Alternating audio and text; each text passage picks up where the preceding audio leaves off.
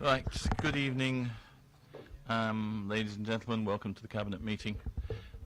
Tonight, which we shall crack on through, I think we'll start with a number of bits of housekeeping, the usual things.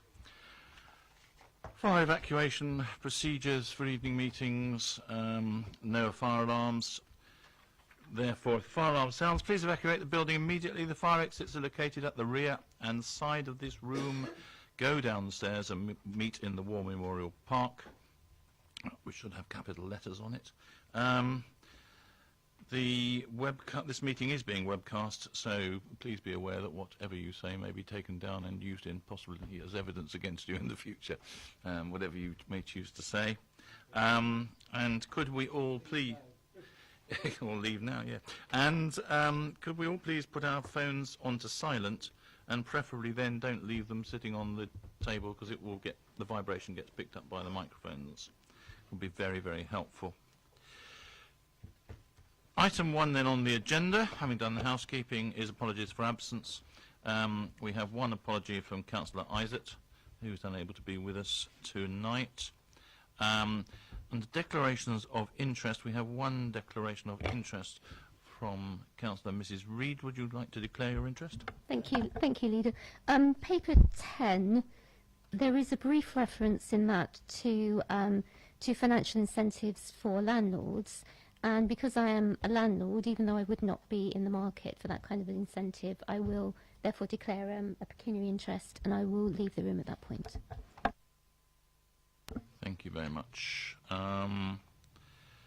Then we have the minutes of the meeting of the 28th of July. It's a long time ago now. Is everybody happy with the minutes, their accuracy? Any amendments to be made? If not, I will sign those, as I usually do at the end of the meeting. Petitions we have none, nor do we have any urgent items. And therefore, we move to the first substantive item on the agenda, item 6, the Conservation Area Review Programme, including Basingstoke Town Conservation Area Review and Management Plan, and a very annoying noise is off, which is going to be introduced by the Cabinet Member for Planning and Infrastructure. Now, we have two speakers tonight on three papers, the same two speakers on the three papers. I haven't a clue which order you wish to go in, so I'll let you sort that out between you. If I can, I'll get Mark to introduce this paper, and whichever one of you wishes to come forward first, please do. Thank you, Leader. I ask the Cabinet to note the public consultation results for the Basingstoke Town Conservation Area Review and Management Plan, which is set out in the paper, and I ask that the Cabinet adopt the attached Basingstoke Town Conservation Area Appraisal Review and Management Plan as planning policy, and I ask that Cabinet approve the serving and confirmation of Article 4 directions on specified areas within the conservation area to control permitted development rights, and I ask that you give to the portfolio holder, that's me, for planning and infrastructure, to adopt as planning policy future conservation area appraisal reviews and management plans in consultation with the local board members. Thank you very much. For those watching at home and in the audience, we are now on paper B, by the way. So, who shall we have first? Councillor Gavin James, good evening. For the first time. Yes, good evening. As you know, you have 4 minutes from when I press the button, and no doubt you will get a warning at 1 minute left if you require your full 4 minutes. I don't suppose I'll get even close to that. First of all, I welcome the paper. I think it's not before time that we're protecting our heritage for future generations to enjoy, protecting our history, our vistas and views over the older parts of Basingstoke. So I think it's very important that we have this paper, and I welcome it.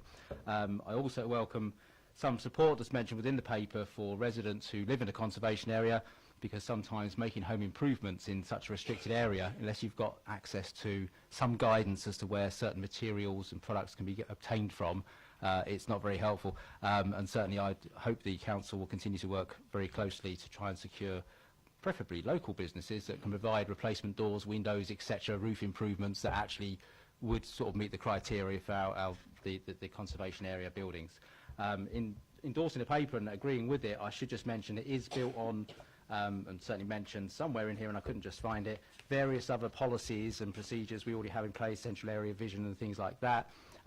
There are elements of those papers that I don't fully support, so whilst endorsing this and supporting this, I reserve the right to come back at later points and criticise the papers that support this in its creation, because certainly there's elements in there that I'm less than happy with that I think may contradict this in due course. But other than that, I welcome the paper, but just hope that we can do some work around making sure that residents can access sound advice when they want to make home improvements to their homes in a conservation area. Oh, and also, one other thing, I did ask, what did CAMP stand for in the end? Can I come back to you on that, Councillor? I think, yes. I may not support the bit that says CAMP. I think it's Action 17 or something. It mentions the CAMP, and I couldn't find any other reference to what the CAMP was. Fine. So I may or may not agree with that. Oh, there we go. Thank you very much. It wasn't clear, but now I agree with it. Yes, I think that sounds excellent. Well done. You can rely on a lawyer to know to work that one out. And thank you on that point. Can I just add my endorsement to your point about having access to help with sourcing materials, etc. Speaking as somebody who also lives in a conservation area, I know the problems that can be associated with it, and so I'm supportive of that. Councillor Parker, do you wish to add your 3, 4, 5 pennyworth? I don't know how many pennyworth you have to add.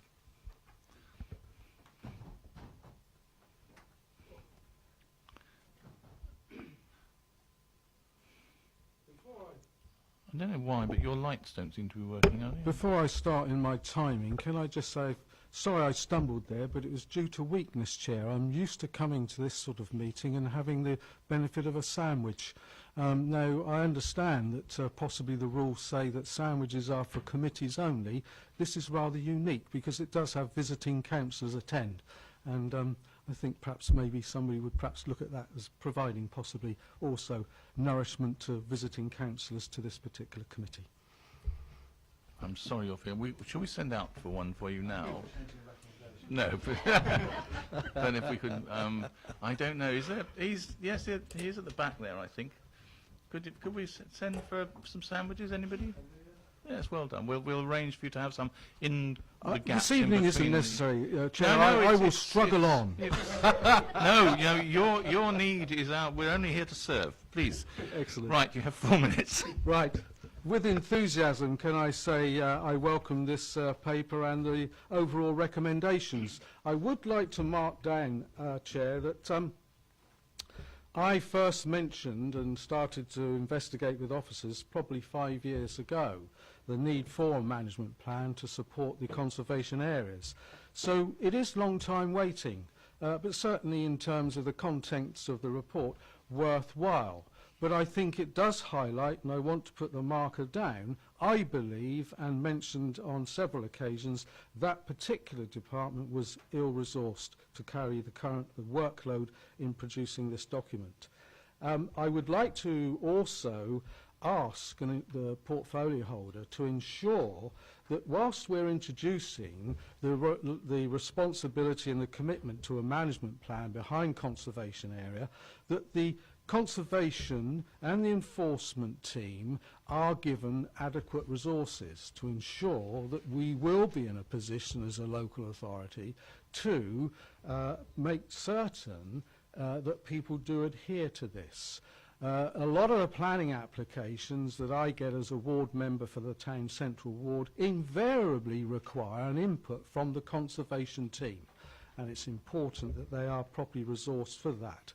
Case example is Eastrop House in Chequers Road, which is a building of notable interest because of its architecture and the size of the plot that it stands on in this urban ward.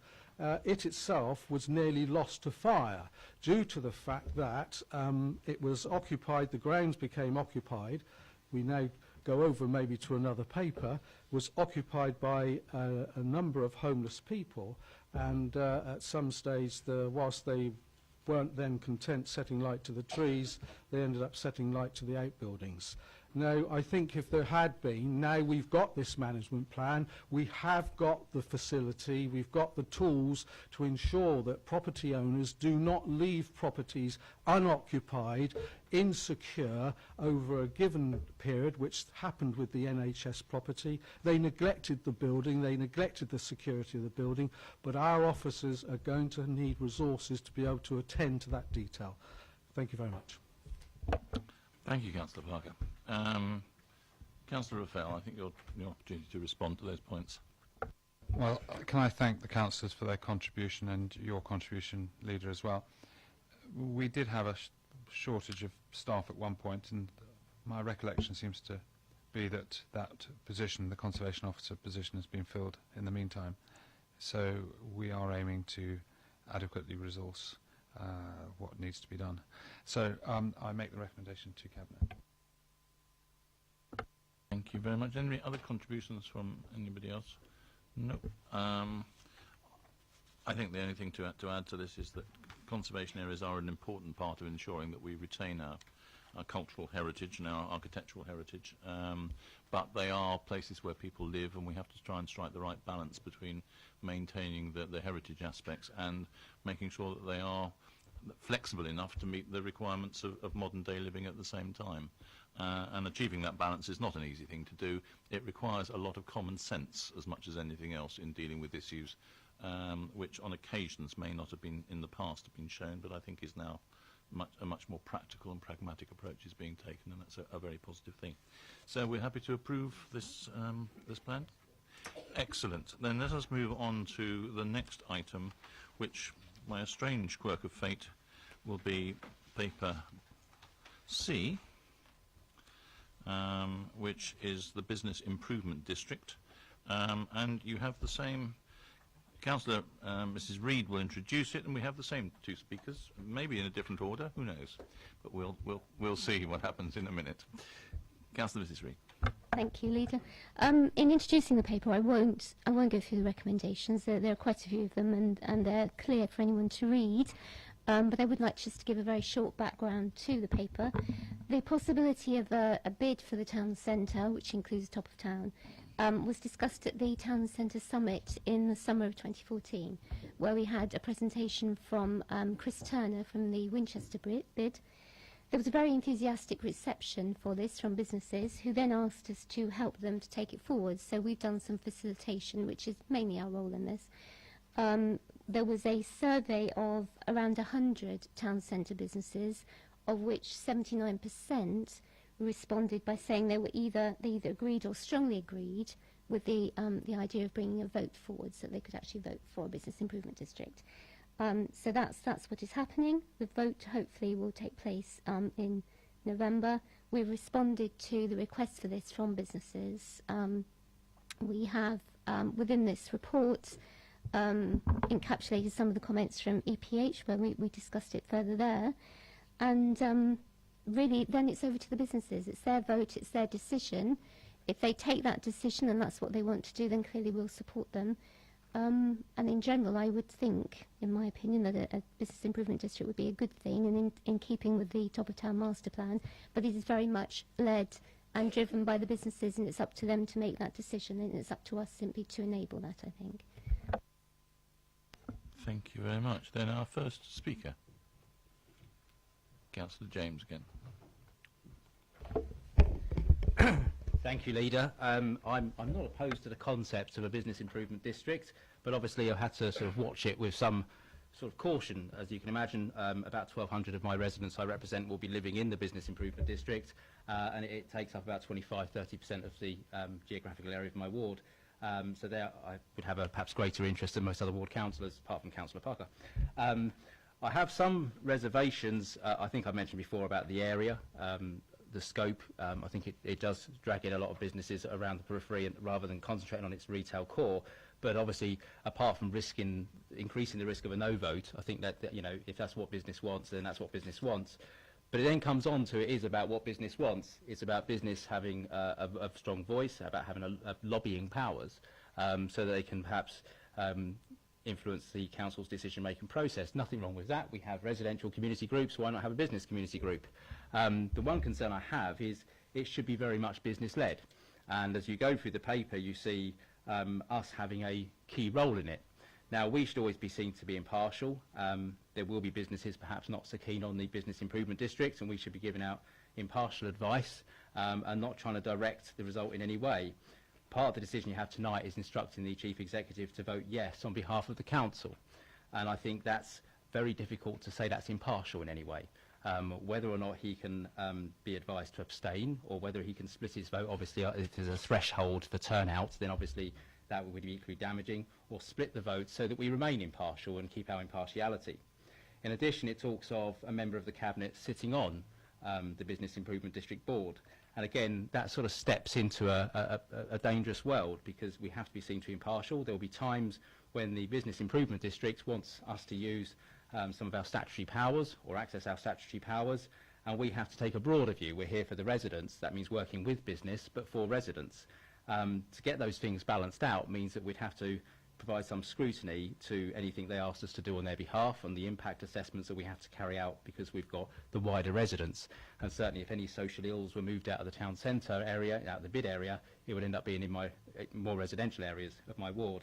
I think I haven't got a problem with an officer sitting on it, but I think there has to be some separation between the business improvement district, so business has a truly independent voice, and just like any other community group, they would then come to Cabinet with a petition, a request, or through the council some sort of formal request, question, and then have a debate about that in case there's ever a conflict.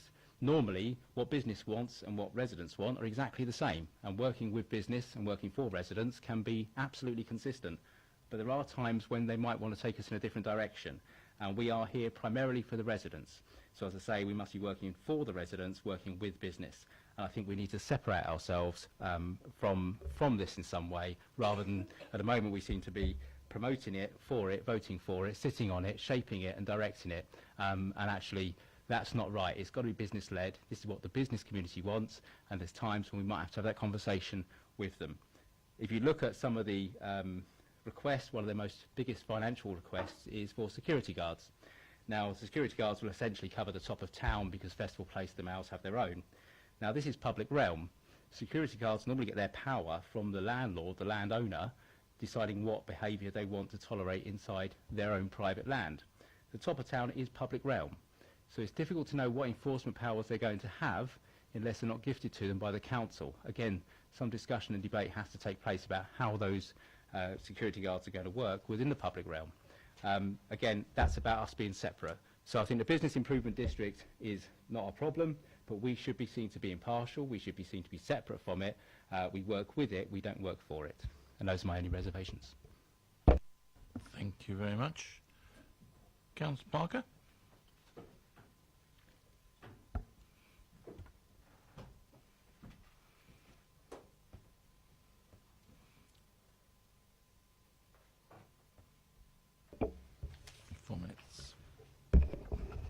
Thank you, Chair.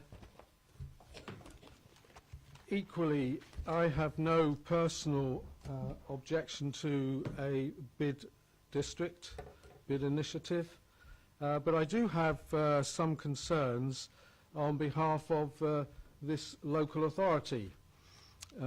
Firstly, in terms of having read the draft legal document in the paper, the obligations to be undertaken by the bid company are given on page 4. The obligations undertaken by this local authority are on pages 5, 6 and 7. That in itself says something, I think. This local Sorry, can you refer us to the pages within the agenda, just to help here, to try and... Well, if you can cut my time out, yes. Yes, please. that's right. Don't worry. Are you talking about page 4 of the report? It's of the draft document. I was merely emphasising by saying that. I wasn't choosing to look into the detail, Chair. Fine. What I was actually trying to demonstrate was, in terms of text, it's considerably greater on the obligations of the local authority than it is on the obligations of the bid company. I feel possibly there's an imbalance in regard to that. Equally also, the council is taking on the responsibility of issuing the bills and collecting the bid levy. And I do have concerns in this regard, because on the fact that we are necessarily going to be the enforcement authority in regards to people who may default in payment, and those people could well be tenants of this local authority paying us rent for premises they're renting from us, and that perhaps has a negative impact on working relationships. I understand this is a standard form for bids, but I want to make note of that. Also, I would like to say, I'm not completely convinced that the larger businesses are on board for this. I have mentioned this several times now when I've been able to speak about it. And I refer to two documents. One is the industry criteria and guidance notes for bids, and the other one is guidance notes for bid business plan, which is the guiding principles of a well-managed bid. They both draw reference to the need for head offices to be engaged in the process throughout the consultation and throughout the development of a bid. All of the listings that I've had opportunity and access to, I believe, doesn't demonstrate that is the case. I would then like to move on to the fact that we are talking about cost to this local authority. I would have thought that the council, having funded the feasibility study for the tune of £22,000, and also further commissioning the development to the business plan of £8,000, the bid should then, with the sort of revenue they're demonstrating in this business plan of coming from the levy, I would have felt they could have perhaps been asked to stand on their own feet, and I see no need for this local authority to subsidise the cost of their offices, which is a part of this recommendation, and so I actually object to that. Thank you very much. You were dead on 4 minutes anyway, even with the interlude in the middle. Councillor Reid, would you like to respond to those various points? Thank you. I'll try to pick up as much as I can on the points raised by Councillor James and Councillor Parker. Councillor James, I think, was concerned that he felt that in some way we were leading this process. I'd like to reassure him that we absolutely are not. We're facilitating and enabling, and that's our role, and that's what we've been doing all along. In terms of voting positively for the bid, well, we are within the bid area. We have a vote, and it's my take, the officers' take, and I would hope Cabinet's take as well, that actually it's a good thing and that we would want to vote for it. But clearly that's just one vote amongst all the businesses, and it's entirely up to the businesses to make that decision. In terms of impartiality by sitting on the board, well, I think actually councillors have mentioned that the board regulations that we have in front of us are standard bid regulations. There's nothing strange or unusual in any of the setups that we've got. It's fairly standard procedure. And in terms of the portfolio holders sitting on the board, well, if anything, I think that enables us in some way to have more of a role within the bid in terms of actually making sure that residents are represented and making sure that we're there to make sure that as much as we can we're interacting with the bid and ensuring that the work that goes on is actually in keeping with the town centre master plan and the aims of the council as well. Just run through my list to make sure I've captured as much as I can. Councillor Parker was concerned about the imbalance within the document in terms of the responsibilities of the council and responsibilities of the bid. But again, as we've said, and as you mentioned yourself, it is standard practice within this. So I don't think our role is inflated in any way in this compared to what it would be in any other town where this works. Larger businesses, well, I'm not aware that larger headquarters are kind of outside of the bid and that there are concerns expressed. But again, everyone has a vote. It's really up to businesses to vote, and then we'll see what they say and what their conclusions are to that. As for subsidising the offices, well, it's not a huge amount to us. the offices aren't actually being used at the moment. And if it enables the bid to pick that up and to actually bring forward a bid that really works for Basingstoke, which is what we all want, in some ways there may eventually be savings, because if the bid comes in and it's successful and it's able to bring in extra funding and it's able, for example, to take on events at the top of town and perhaps the market management, that would save us money in the long term anyway. So it's kind of putting that money in and putting that effort in now in the hope that the payback for the whole of the town is something that we're happy with and that we're proud of, and in turn that we have some cost savings for ourselves. Thank you. Anybody, anything else they wish to add to this? Okay, I mean, I think there is a very good track record of bids in other areas, in other towns, locally and actually up and down the country, of them being very successful in promoting more vibrant, normally retail communities, and have been very successful in doing so. I think it is appropriate that we should have a view and should take a view on the success of this as a council, rather than to stand back and be impartial. If you see a good thing, it's right that we should be voting to be in favour of a good thing. That, I don't think, necessarily affects the position of having somebody on the board. We have quite a number of other organisations where we have board representatives, where we contribute funding, some fairly substantial amounts of funding to it, and exactly the same potential conflict arises, and we always manage that through declarations of interest, etc., so that we make sure that the involvement is maintained where it is very useful to maintain involvement, but the correct procedures are followed where there is any question of funding or service provision or whatever, and it's carried down separate channels, and I believe that will be exactly the same thing in this case. Clearly, this is not our creature. It is a creature of the people by the people, in terms of the local businesses and in terms of them creating it. We are there to help it on its way, as we have a duty, I think, to do, but not to feel that we have ownership of it in any way, nor should we try to take ownership of it. We don't own the town, we're the servants of the town, and if we can be servants to this group of people, this group of businesses in promoting this, then that's the right thing for us to be doing. So are we in favour of proceeding as per the recommendations? Yep, good. Thank you very much, but the comments are noted. Then let us move on. It's a bit like from the macro to the micro here. Item 8, 2 highway schemes, improvements at Popley Way, and something which I know is very close to Councillor Raffel's heart, cycleway provision. This is paper D for those looking at the papers.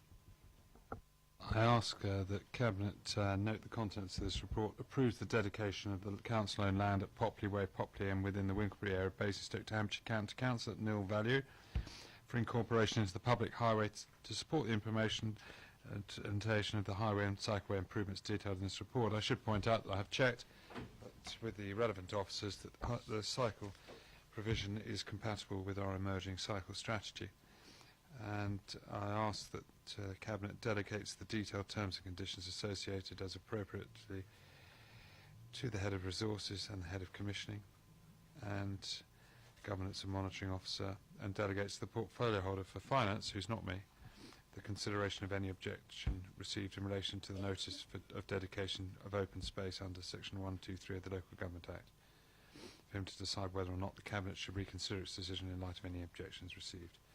I hope that the Cabinet can support this. So it's 2 very small parcels of land to enable these improvements, which we're currently not using for anything and never likely to. Happy? Yep. Good. Then, slightly more substantial, supporting people. Item 9, which is paper E on the agenda. Homelessness Services, again, the Deputy Leader.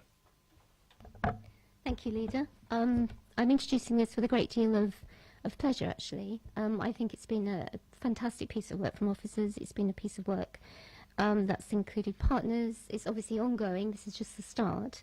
But if we carry on with this, if we get approval for this, then we're talking about a brand new, innovative way of actually providing support to our most vulnerable and our homeless people in Basingstoke. Obviously, colleagues will remember the background to this. We were faced with severe cuts from Hampshire County Council for the Supporting People programme, and they also came up with a new model. So not only were we taking the impact of those cuts to the budget, but also a different model which would have, if we agreed to it and it had gone forward, would, for example, have meant that May Place became a regional hub, if you like, a regional centre for homeless. So therefore, there would have been a huge impact, sort of a double impact really on our homelessness services, because it would have meant not just the cuts, but also that May Place, spaces at May Place would not have been there simply for the people that we're already trying to help, but we would have been importing homeless from other regions in North Hampshire, and would therefore put those services even more under strain and risk. So we went back to Hampshire and said we did not find that model acceptable. Could we do some negotiation with them? Could we also negotiate on the amount of money they were prepared to give to us? And after a period of quite some time and quite a lot of discussion and detail, they agreed to offer us 3-year funding of around 750k, and also that we could take ownership of supported people services in Basingstoke and Dean, which meant that we then had no longer the concern that May Place would become a regional hub. That, of course, means that then we take on that responsibility, but we take it on whilst trying to shape this new model over a 3-year period, and that new model is aiming towards much greater partnership working, much greater pulling in of resources from relevant charities, agencies, various providers within the area, and we've already started that dialogue. Those meetings and that conversation are going on for quite some time already, but it's really sort of picking up pace now. And one of the things that's become apparent as we've been shaping this is that there are huge economies available within this. So even though we're talking about potentially reducing budgets over a period of time, which is happening with government, as we know, all the way, nevertheless, if you take just one homeless and vulnerable person who perhaps is on the streets at the top of town or wherever, the cost of that person and the impact on services across the board, so we're talking about not just homelessness, but hospital, medical, mental health, possibly antisocial behaviour, crime and disorder, those costs are huge, and bringing all those agencies together and shaping that service together could actually produce economies as we go forward. And what we're really aiming for here is a sustainable model, one that which will not only deliver an excellent service, but also will protect us against future cuts. I could talk about this all evening, so I won't. I will shut up now. But I would certainly recommend this report to Cabinet. Thank you very much. Councillor Parker, did you want to go first? Just for a change, that's all.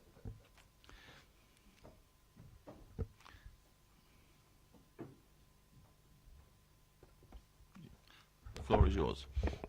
Thank you, Chair. I'm here this evening to address this paper, and I want to say from the outset my congratulations to the portfolio holder and thanks, because I know the hard work and the effort that she's put in negotiating what I would hope everybody is going to agree is a very satisfactory outcome from what might have been a complete disaster introduced by the failings of Hampshire County Council.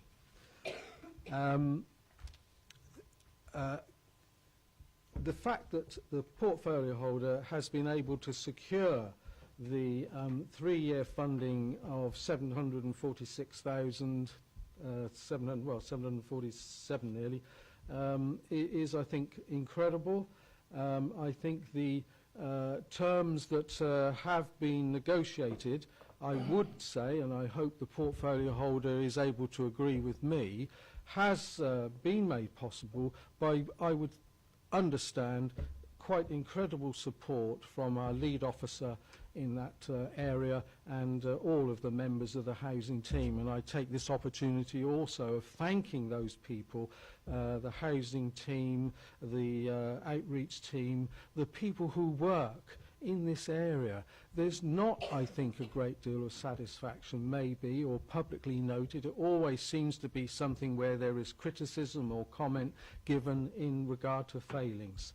And I think it's exactly right that this local authority should take ownership of provision of this much needed solution to providing support and care to these vulnerable persons. I have just one ask. Never comes without a little tag. I would ask, and I make reference to page 216 of 285, on the recommendations 215,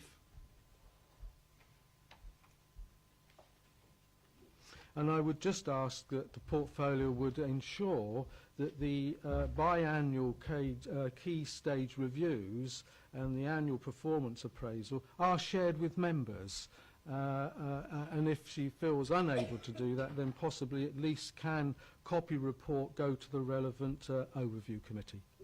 Thank you, Chair. Thank you very much, Councillor Parker. Much appreciated. And Councillor James.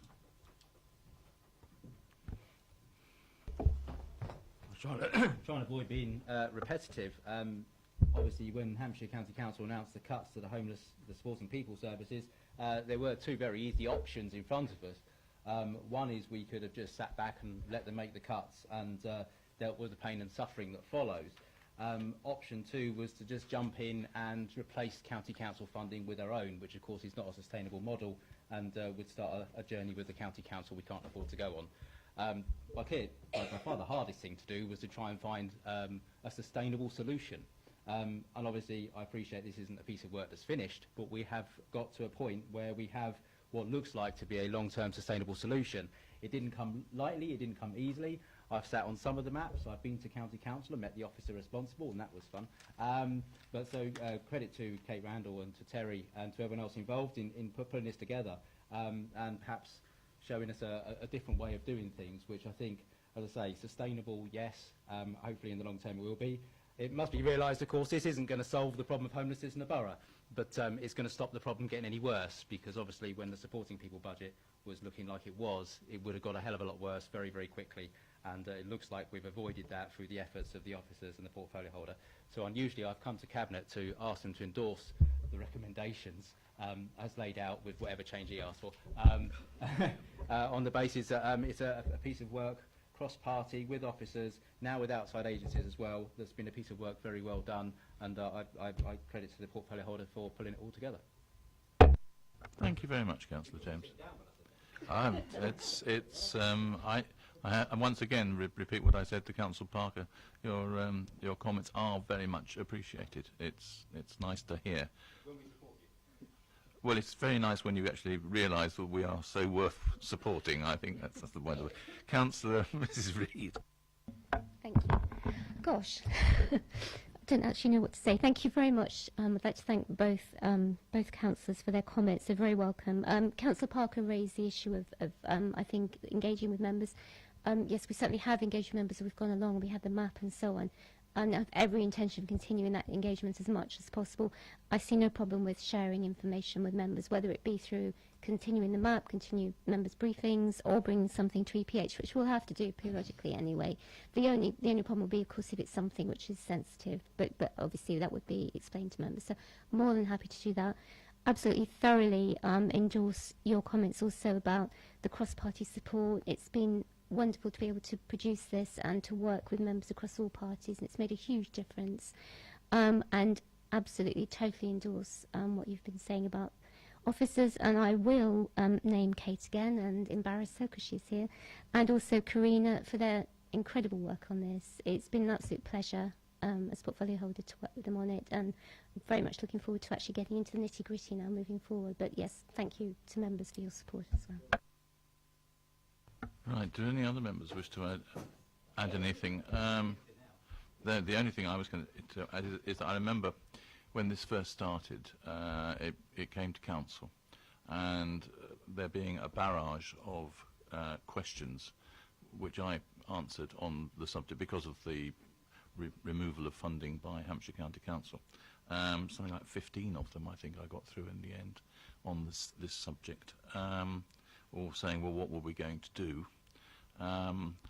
The only thing which I can really sticks in my mind that I did at the time give an unequivocal statement that the vulnerable in our community would not suffer as a result of any changes which took place. It's ever so easy to make those sorts of commitments just like that. It's much more difficult then to work out how you're going to carry them through, and I think it's tremendous acclaim I would give to all the officers and the whole team, and to Terry as well, in the way that everybody has come together, and actually all of those involved in the maps and the whole cross-party group of councillors who's worked on this, that when you want to do something, you really can do it, and it really can be successful. And I think what they've come up with is actually a very innovative way of working, which lays out a template for the way that we may look at other areas totally removed from supporting people, but in terms of the way that we can bring delivery of services closer to the people who are going to utilise them with greater effect and probably get greater efficiency, and certainly in this particular case I think an improvement in services out of what is going to happen. The proof of course will be, of the pudding will be in the eating in the fullness of time. It is by no means a done deal yet, but it's as good a foundation as I can think of for taking this forward very positively in the future. And I think a very good, yet another example actually of Basingstoke leading the way in finding creative solutions to specific problems, which is what we should be doing. Good. Then on that point, having had all that praise, I'm going to ask Councillor Reid to disappear. And we'll say good night to you, because there's no point in you hanging on as this is the last item. So thank you very much for that. And we move on to the final paper of the evening, which is paper F, and to the recommendation that revolves around it, which I shall get to in a minute, for the delivering of provision of temporary accommodation. Councillor Reid's already explained that whilst she leads on this, she is not taking this forward for decision this evening.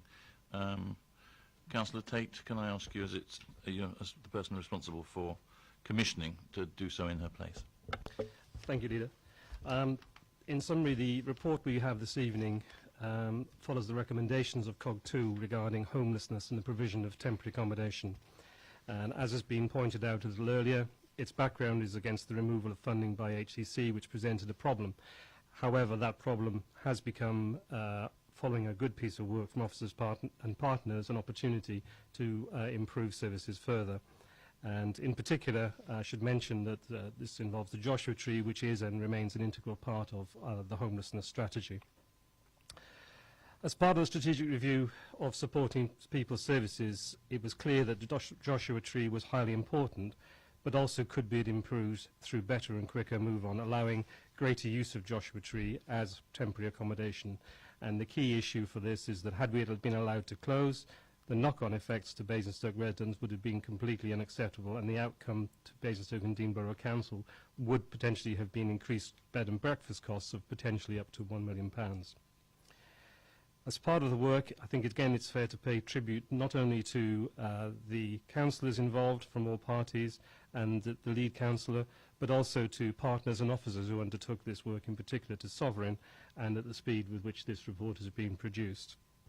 There are 3 recommendations from the report which involve the allocation of budget, in one case for 50,000, one for 35,000 and one for 85,000, and a delegation of authority to the Director of BDB Services to approve final details and to implement the scheme. Therefore, I hope the Cabinet agrees with the recommendations and we can move on to delivering these improved services as quickly as possible. Thank you. Thanks, Councillor Tate. Anybody else? Any comments to make? Otherwise, I mean, it's another important plank in the foundations for dealing with homelessness going forward, It would have been, I think, disastrous had Joshua Tree been allowed to fail in any way. That doesn't mean to say that we can't find even better alternative solutions in the future, but certainly that it's there for the, for the period that we need it at the moment, and then it gives us breathing space to think about where we go next, looking forward. So we agreed?